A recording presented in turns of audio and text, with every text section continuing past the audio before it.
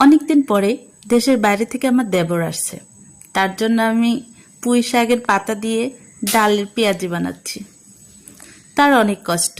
সে একটা মেয়েকে পছন্দ করে রেখে গিয়েছিল। বিয়ের জন্য আমরা পাকাপোক্ত করে সব কিছু দিয়ে পরিয়ে রেখেছিলাম, কিন্তু হাই কপাল, দেশের বাইরে থাকা অবস্থায় ওই মেয়েটা অন্য একটা ছেলের সঙ্গে রিলেশনে চলে যায়। তারা নিজেদের মধ্যে কথা বলে।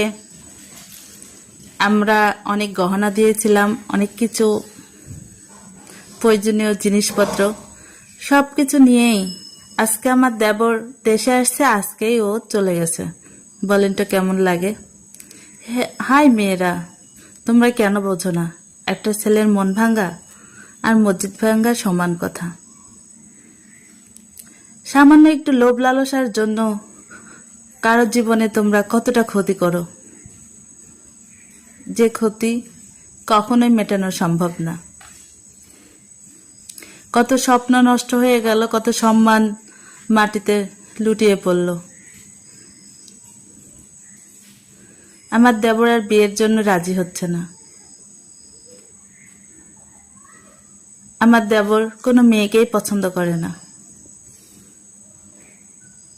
তার একটাই কথা, মেয়েরা ছলনা অভিনয় করতে ভালোবাসে, ওরা খুব স্বার্থপর হয়।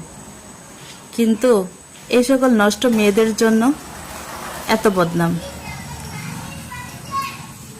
কত মেয়েরা আছে, কত নিষ্পাপ, কত সংসারী, তাদের কিছুই প্রয়োজন হয় না। একটু ভালোবাসা, একটু সহানুভূতি সারা জীবন পার করিয়ে দেয়।